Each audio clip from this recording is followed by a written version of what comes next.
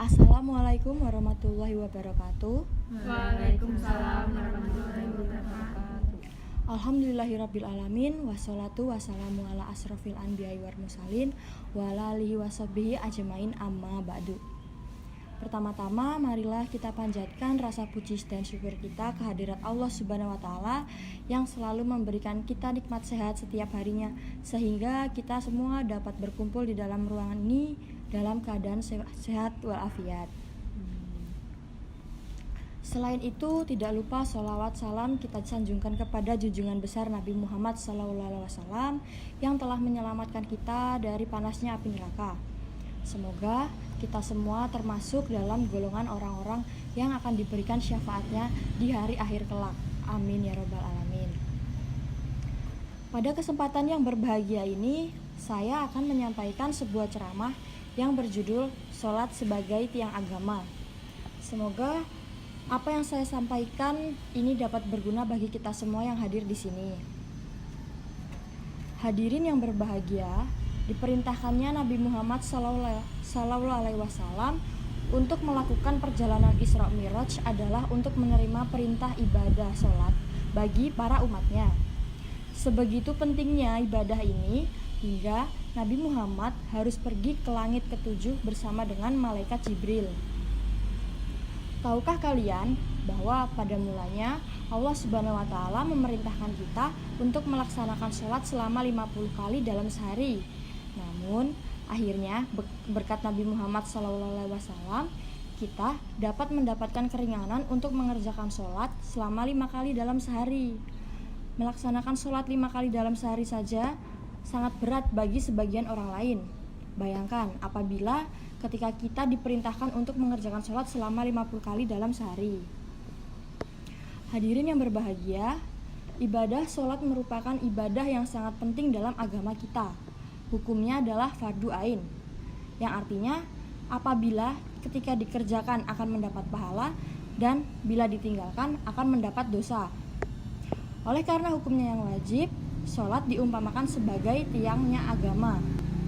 Contohnya seperti apabila rumah ataupun bangunan tidak memiliki tiang, maka rumah atau bangunan itu akan runtuh. Begitu pula dengan agama. Apabila seorang mengaku beragama Islam tidak melaksanakan ibadah sholat, maka agamanya juga pasti akan runtuh.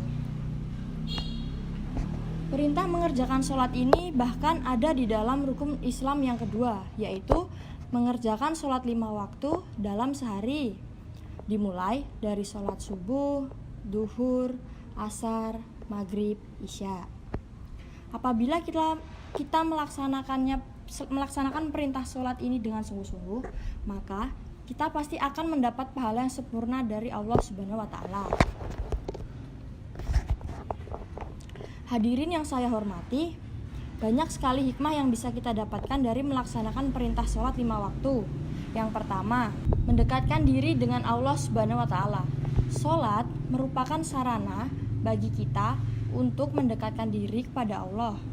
Karena dengan sholat seolah-olah kita berkomunikasi dengan Allah, berhubungan langsung dengan Allah. Makanya ketika kita sholat, kita itu tidak diperbolehkan untuk saling berbicara kepada orang lain, karena itu dapat membatalkan sholat kita.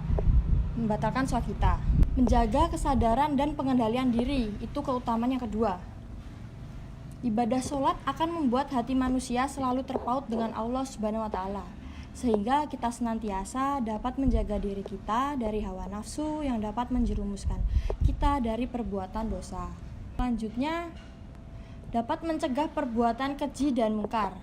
Dengan menyadari bahwa Allah Subhanahu wa taala adalah Tuhan yang Maha Esa dan manusia sebagai hamba yang lemah di hadapannya akan membuat kita selalu terjaga dan terhindar dari perbuatan keji dan mungkar. Itu seperti berzina, mabuk, mencuri, menipu. Sebagai firman Allah Subhanahu wa taala, bacalah apa yang telah diwahyukan kepadamu, yaitu Al-Qur'an, dan dirikanlah sholat. Sesungguhnya sholat itu mencegah dari perbuatan-perbuatan keji dan munkar. Quran Surat Al-Ankabut ayat 45. Kemudian dapat menanamkan perilaku disiplin diri terhadap waktu. Karena Allah Subhanahu wa taala memerintahkan kita untuk sholat hanya di waktu-waktu tertentu. Hal ini akan membuat kita disiplin dalam kehidupan kita, sehingga perilaku disiplin tersebut akan menjadi kebiasaan hidup kita sehari-hari. Keutamaan sholat 5 waktu itu sangat besar, teman-teman.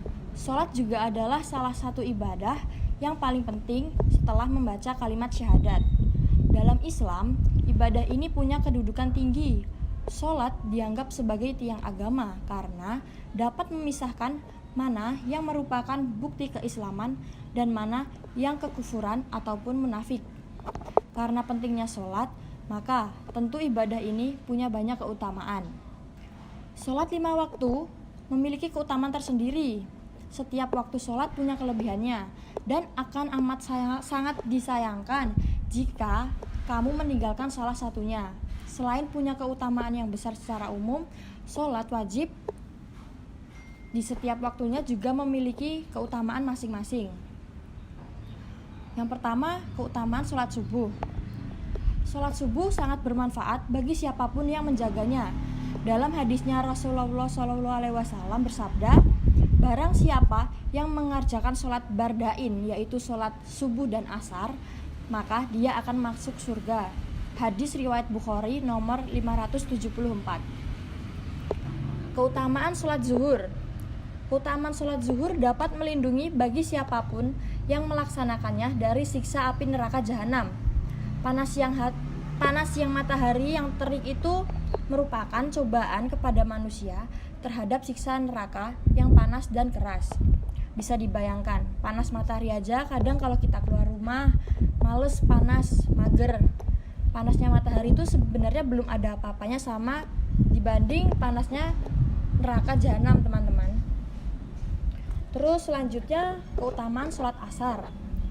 Bagi siapapun yang selalu menjaga sholat asarnya, Allah akan menolongnya agar terhindar dari siksa neraka. Keutamaan sholat asar adalah dilindungi dari api neraka. Nabi Muhammad SAW bersabda, tidaklah akan masuk neraka orang yang melaksanakan sholat sebelum terbitnya matahari, yaitu sholat subuh, dan sholat sebelum tenggelamnya matahari, yaitu sholat asar. Hadis riwayat Muslim nomor 634. Terus kemudian keutamaan sholat maghrib, waktu di mana Allah meminta taubat Nabi Adam alaihissalam. Oleh karena itu, keutamaan sholat maghrib adalah memungkinkan apa yang kita minta dan kita doakan kepada Allah Subhanahu wa Ta'ala cepat dikabulkan. Selain itu, waktu ini juga baik untuk meminta ampun kepada Allah atas dosa yang mungkin sengaja ataupun tidak disengaja ketika kita melakukannya di siang hari. Selanjutnya, keutamaan sholat isya. Keutamaan sholat isya adalah melindungi siapapun yang rajin mengamalkannya dari sifat munafik. Sholat di waktu ini paling berat dilakukan oleh orang-orang munafik. Hadis yang diriwayatkan oleh Abu Hurairah radhiyallahu anhu bahwa Rasul pernah bersabda, tidak ada sholat yang lebih berat dari orang munafik selain dari sholat subuh dan isya.